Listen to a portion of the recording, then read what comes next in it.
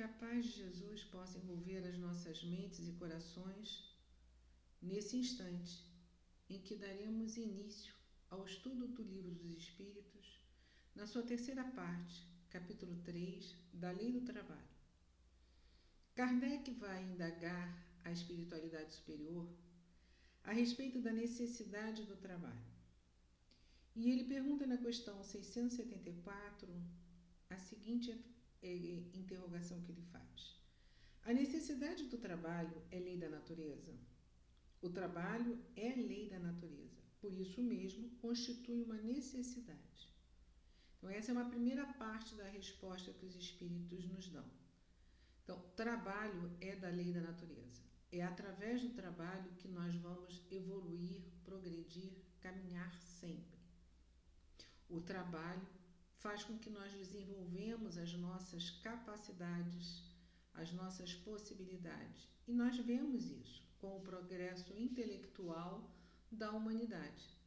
Hoje, por exemplo, o advento, da internet nos permite estar falando muitas vezes distantes uns dos outros e tão próximos, pois entramos, dentro das residências, nós estamos falando, fazendo estudos através dessa mídia, esse meio de comunicação tão importante hoje para todos nós, mas que foi desenvolvido através do trabalho intelectual, do esforço intelectual de muitos homens. Há também a necessidade do trabalho no desenvolvimento do campo, também moral, onde nós vamos evoluindo, como Emmanuel diz, nas nossas duas asas, tanto no campo intelectual quanto no campo moral. Não vamos ascender espiritualmente se não desenvolvermos em nós esses dois aspectos, tanto da intelectualidade quanto da moralidade, do nosso sentimento. Mas os espíritos não param a resposta por aí. Eles continuam dizendo que a civilização obriga o homem a trabalhar mais, porque lhe aumenta as necessidades e os gozos. Ou seja, no meio social, nós acabamos tendo necessidades maiores, e que Joana de Ângeles, no livro Episódio Diário, numa página chamada Necessário e Dispensável, ela nos alerta para esse consumismo que a civilização nos impõe através da propaganda, gerando em nós necessidades que na realidade nós não temos. Mas se nós não tivéssemos naquele instante o último modelo, o celular mais novo, o computador mais potente, quando na realidade para muitos de nós modelos mais antigos ou mais lentos são suficientes. Então, por que gerar tanta necessidade? E o que tem ocorrido conosco, em termos de planeta, é que nós estamos esgotando as nossas fontes, de renováveis, de produtos, gerando tantas necessidades que na realidade a gente não precisa. Então, ela diz nessa página que são muitos cheios de coisas nenhumas e outros com a falta daquilo que é necessário para a sua sobrevivência. Então, nós precisamos estar alertas e atentos quanto a exatamente isso. Trabalhar, desfrutar da nossa remuneração, isso é justo e necessário, porque nós mantemos uma engrenagem funcionando que mantém emprego para muita gente e portanto, mantém o trabalho de muitos. Mas é preciso que nós estejamos atentos quanto a nós nos aprisionarmos a necessidades que nós não temos. Quando nós poderíamos perguntar de quantos pares de sapato, por exemplo, nós precisamos? De quantas blusas, saias, calças, camisas nós efetivamente vamos conseguir utilizar? É claro que existem empregos e trabalhos que impõem, né, como ele mesmo coloca aqui, a civilização e, portanto, esses trabalhos vão impor a pessoas determinadas vestimentas, determinadas posturas que vão precisar realmente desta mudança. Mas será que é para todo mundo? Será que todos nós precisamos de muitos pares de sapatos, ou de muitas bolsas, ou de muitas roupas? Então, qual é o necessário e qual é o supérfluo? Porque aí nós vamos entrar nesse ponto delicado onde a civilização nos impõe, porque nós nos permitimos a isso, a necessidades e gozos que na realidade nós não precisamos. Usar nos é dado o direito. Quando nós extrapolamos ou abusamos, é que nós geramos consequências danosas para todos nós. Na questão seguinte, Kardec vai perguntar assim: por trabalhar, só se deve entender as ocupações materiais, ou seja, só as questões ligadas ou relacionadas ao plano físico, ao nosso plano de realização, aonde nós estamos mergulhados na vida física? E a resposta é não, por o espírito trabalha, assim como o corpo. Toda ocupação útil é trabalho. Então aqui nós temos duas informações também muito importantes e que nós vemos nas obras subsidiárias, em especial nas psicografias do nosso querido Francisco Cândido Xavier, com o nosso querido mentor André Luiz, que nos traz, né, a erraticidade de uma forma diferente. Então nós vemos, por exemplo, quando ele descreve a colônia Nosso Lar, que na colônia Nosso Lar todo mundo trabalha. Todo mundo precisa trabalhar para poder fazer conquistas, para poder evoluir, para poder caminhar.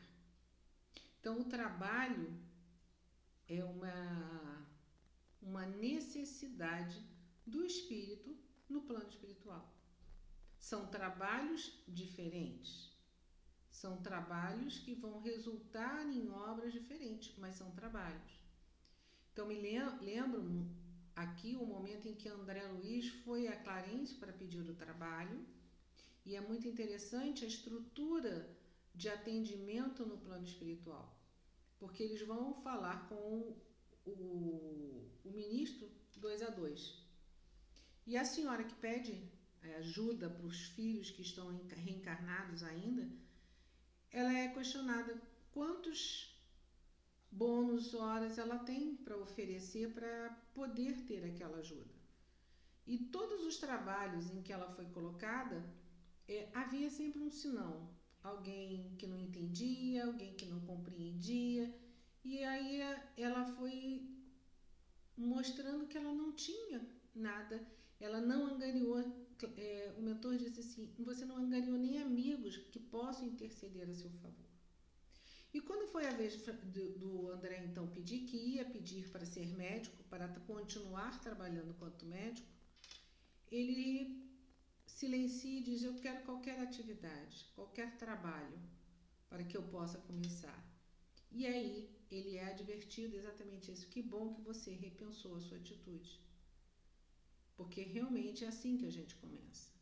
E quando ele foi visitar nas câmaras de retificação do Ministério do Auxílio, ele começou limpando, né, no serviço que quase de um servente, o equivalente na terra seria o de um servente.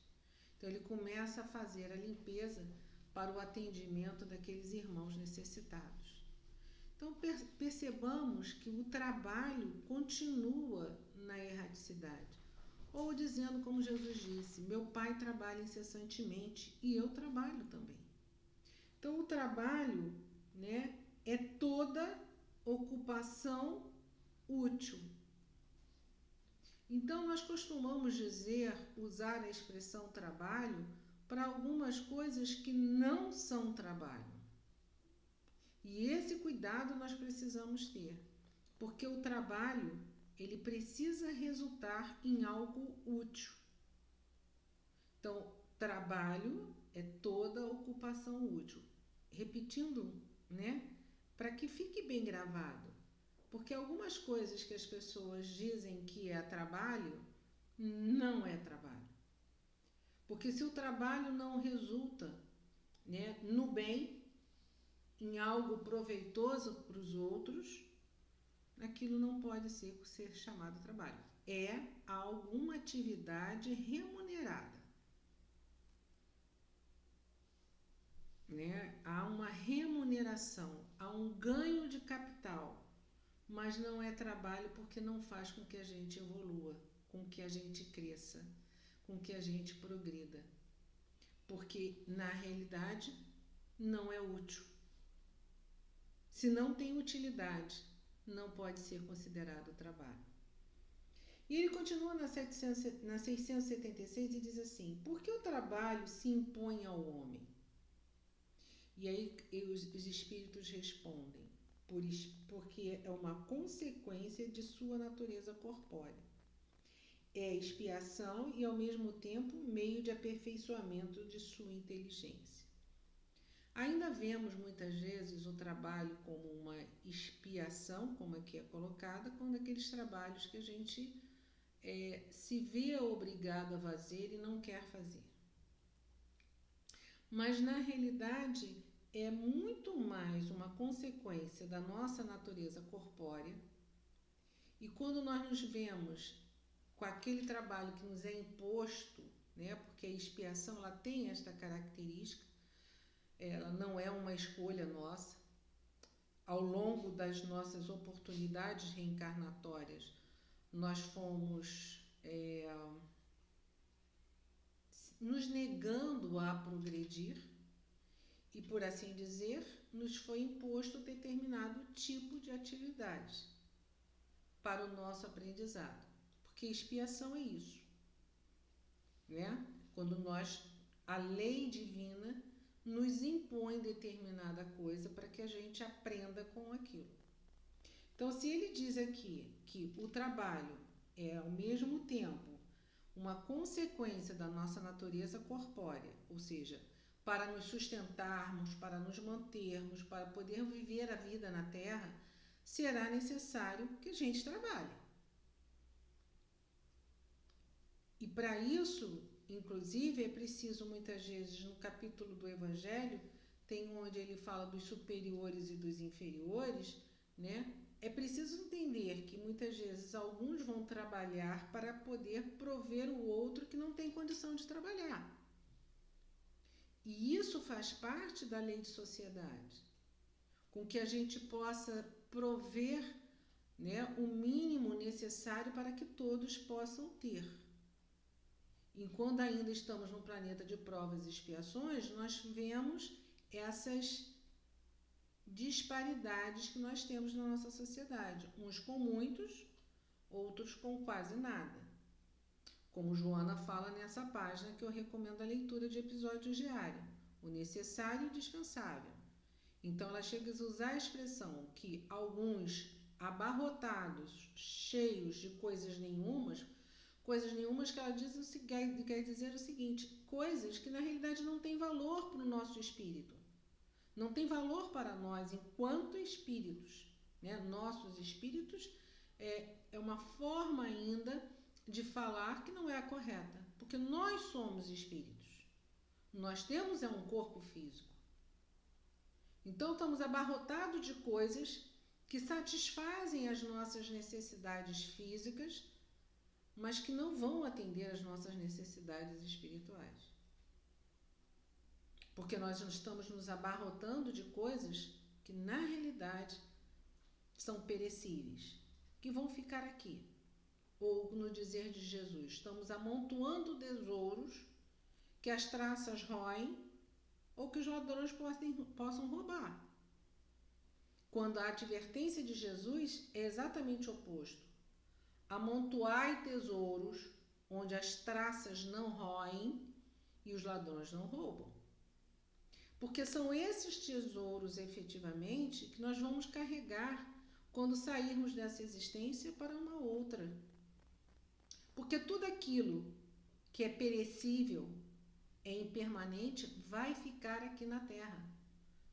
Nós não vamos carregar conosco absolutamente nada que nós detemos. E esta é uma afirmativa de Emmanuel no livro Fonte Viva. Dai antes do que tendes e não do que detendes. O que nós detemos? Profissão, casa, carro. O que nós temos? Tudo aquilo que nós somos. Todos os nossos sentimentos, todos os nossos afetos, todos os nossos pensamentos.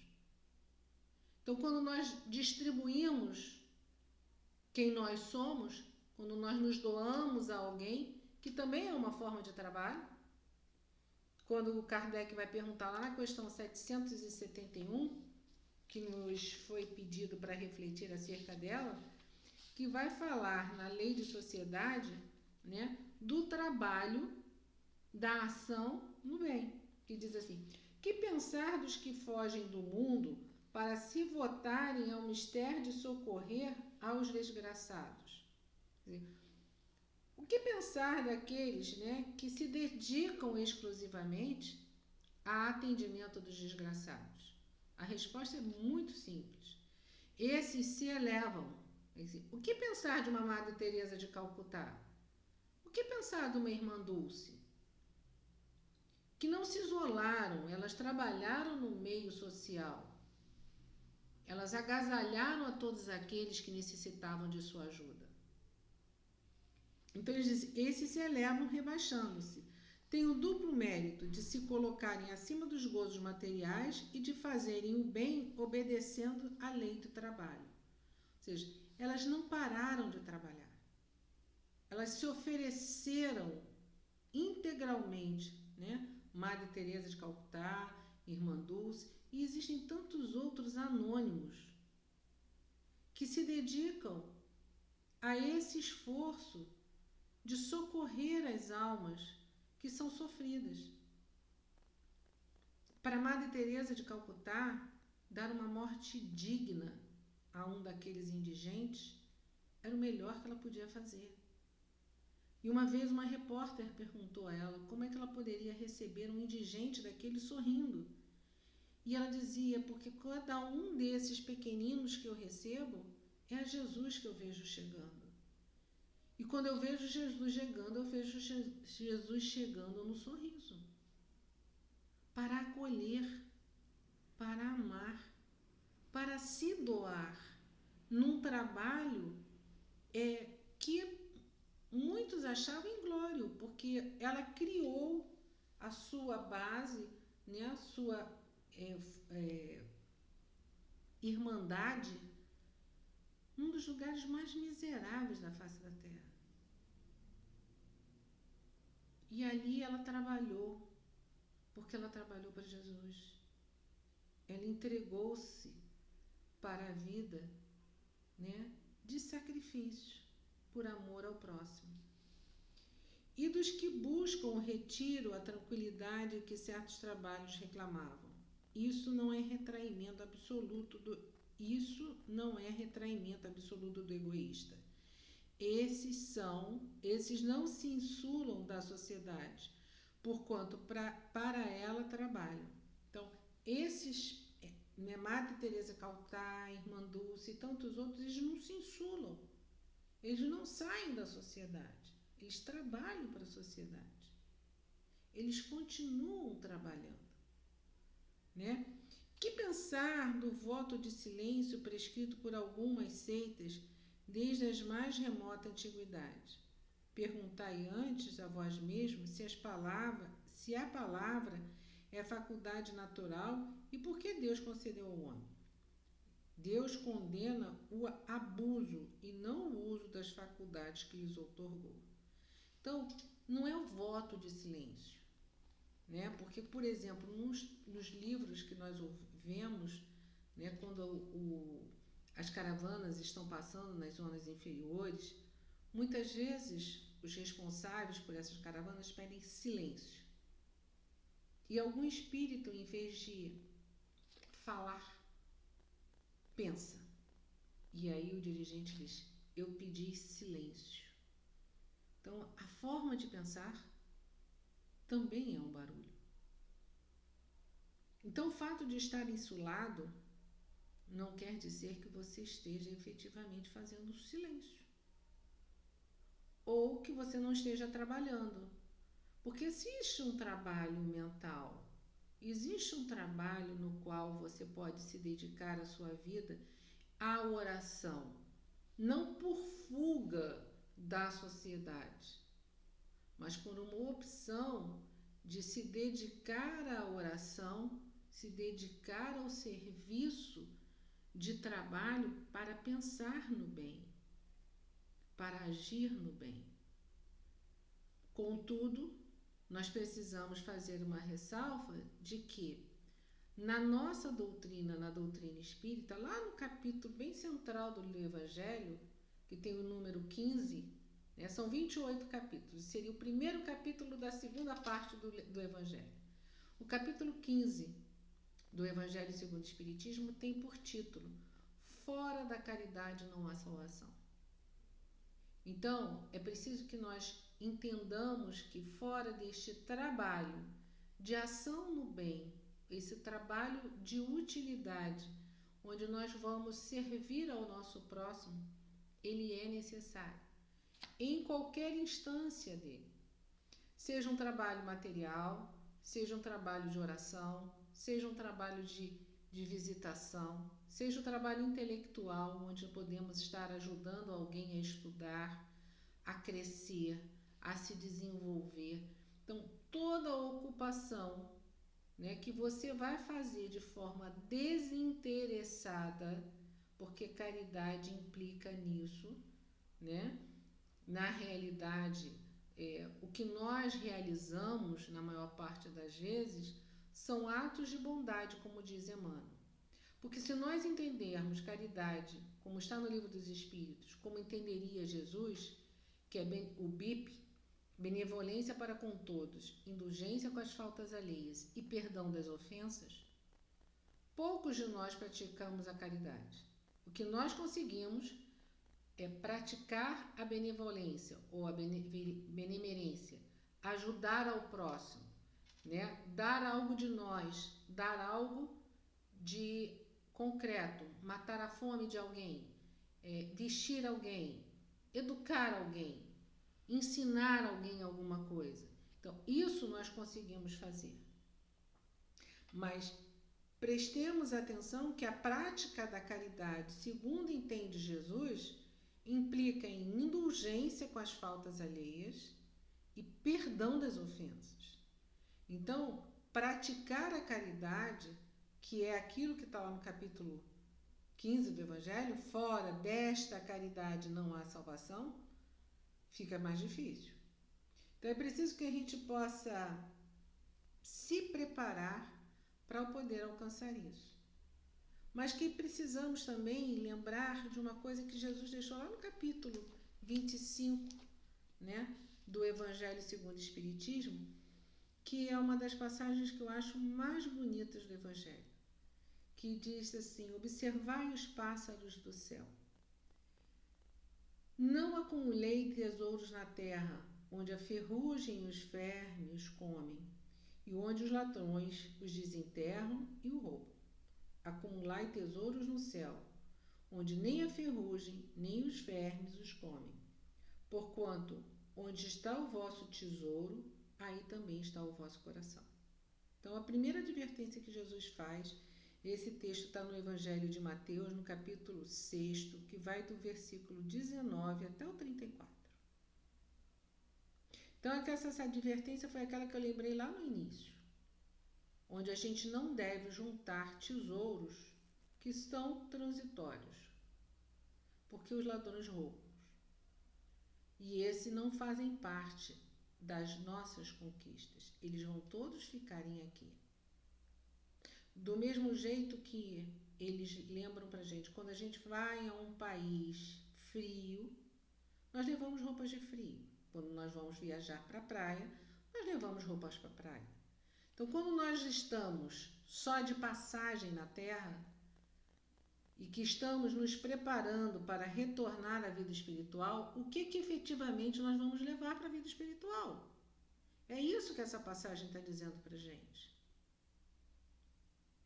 Por que se preocupar tanto em juntar coisas durante a existência física se elas não vão nos servir para quando chegarmos no plano espiritual? Pelo contrário, muitas vezes nós ficamos tão apegados às coisas materiais que temos dificuldades e dificultamos aos mentores espirituais a nos libertarem, né, dessas prisões que nós mesmos tecemos para nós. E aí ele vai continuar dizendo assim: olhai os pássaros dos céus, não semeiam nem ceifam, nada guardam em celeiros, mas nosso Pai Celestial os alimenta. Não sois muito mais do que eles?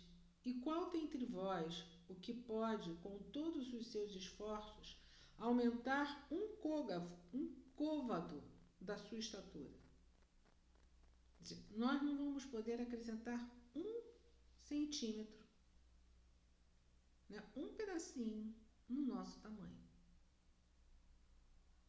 Mas os pássaros dos céus têm o sustento deles.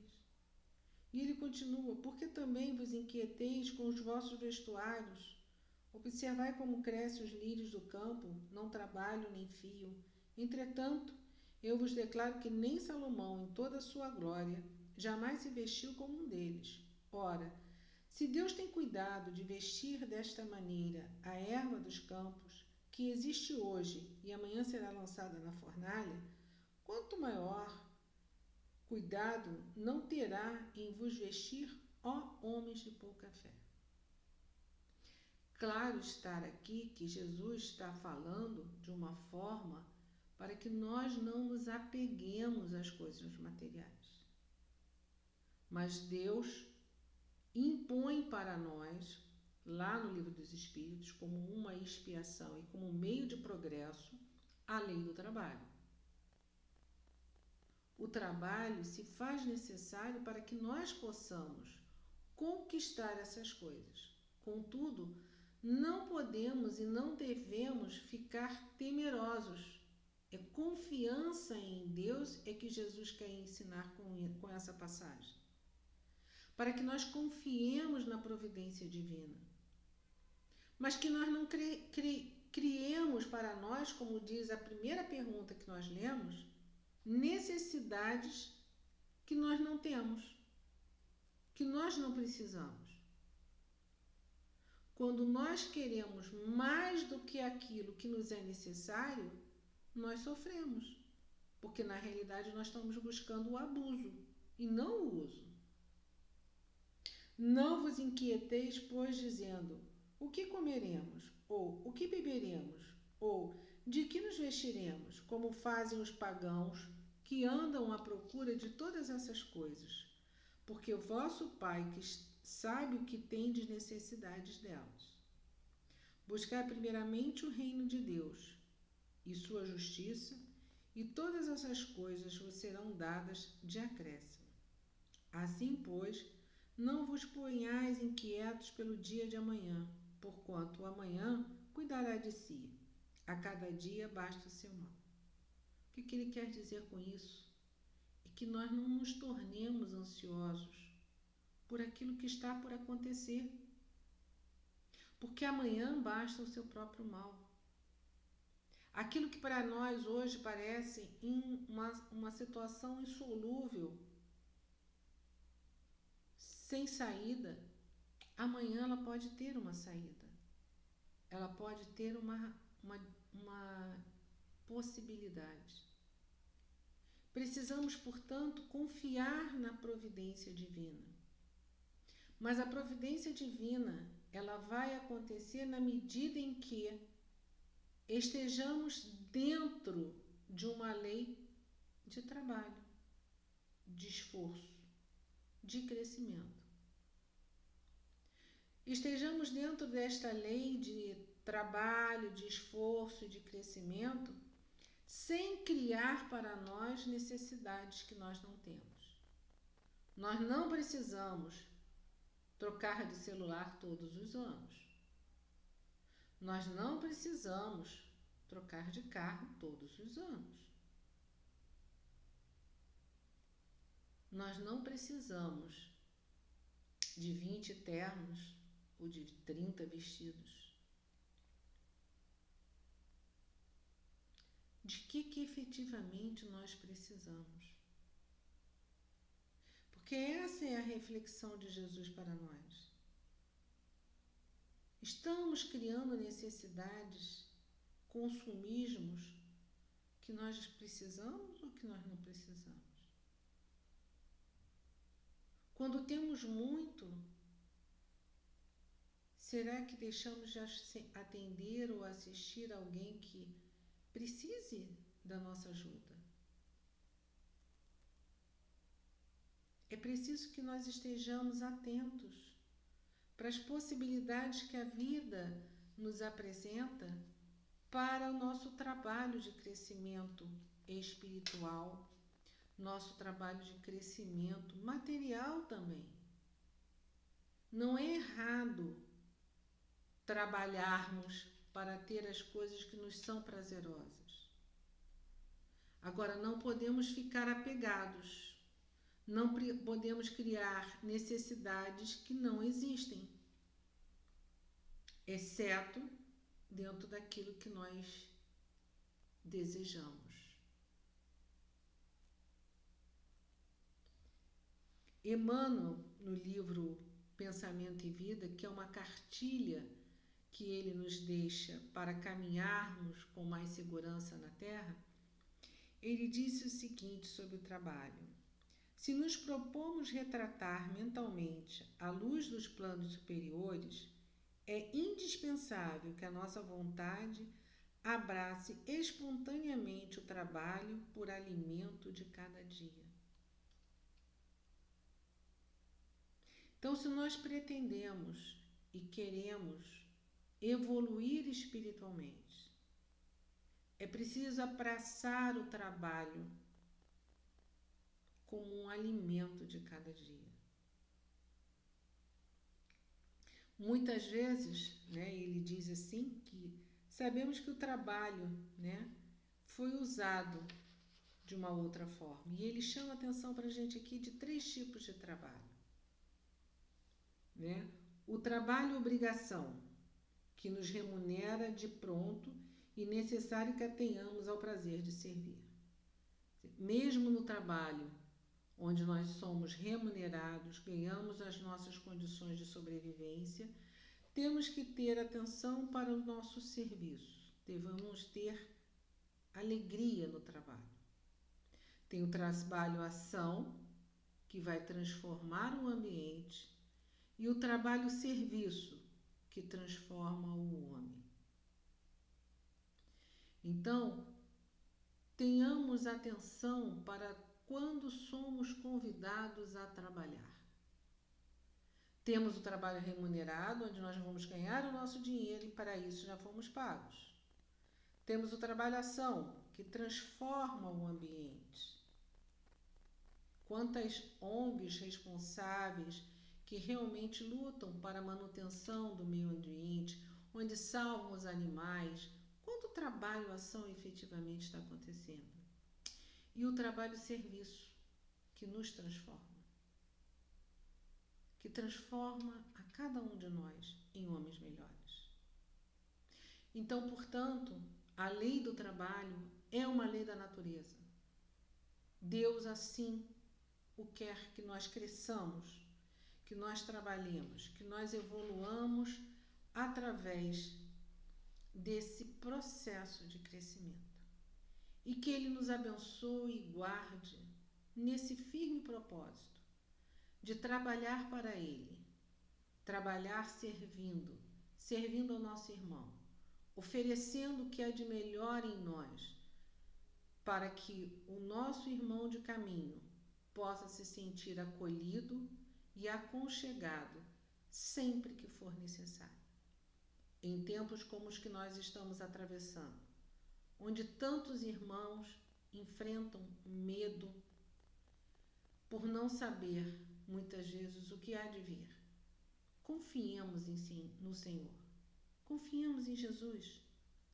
Ele há de nos mostrar o caminho, porque Ele é o caminho, a verdade e a vida. E ninguém vai ir ao Pai se não for por Ele. A nossa felicidade está em seguir os passos de Cristo. Que a paz de Jesus fique conosco, hoje e sempre. Que assim seja.